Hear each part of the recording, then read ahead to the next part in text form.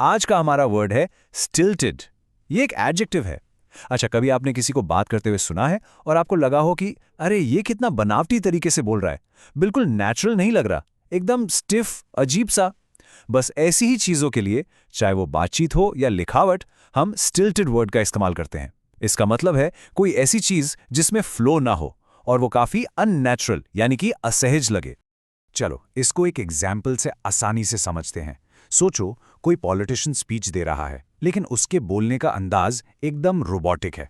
ऐसा लग रहा है जैसे वो बस लिखी हुई लाइंस पढ़ रहा है, कोई फीलिंग ही नहीं है।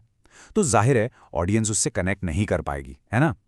इसी सिचुएशन को हम इंग्लिश में कहेंगे, the politician speech was so stilted that he failed to connect with the audience. अब एक और सिचुएशन इमेजिन करते हैं।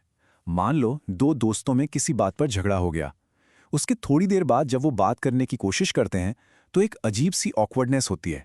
बातें रुक रुक कर होती हैं, पहले जैसी सहजता यानी नेचुरल फ्लो नहीं रहता। वही अनकंफर्टेबल सी बातचीत को डिस्क्राइब करने के लिए हम स्टिल्टेड वर्ड यूज कर सकते हैं।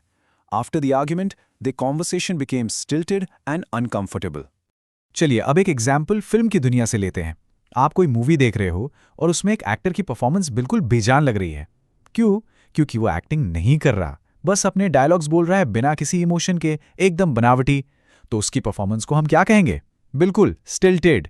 The actor's performance felt stilted because he was just reciting lines without any real emotion. ये वर्ड आपको अक्सर न्यूज़ रिपोर्ट्स या आर्टिकल्स में भी मिल जाएगा। जैसे इस कोर्ट में देखिए, यहाँ एक फॉर्मल जांच पड़ताल की बात हो रही है और कहा जा रहा है कि जो सवाल पूछे गए वो पहले से लिखे हुए थे और इतने फॉर्मल थे, इतने स्टिफ थे कि सामने वाला खुलकर दिल से जवाब ही नहीं दे पाया। The court is the formal inquiry began with a series of stilted pre written questions offering little room for genuine dialogue. तो अब इस वर्ड को और अच्छे से याद रखने के लिए चलिए इसके कुछ सिनोनिम्स यानी इससे मिलते जुलते शब्द और एंटोनिम्स यानी इसके विपरीत शब्द देखते हैं।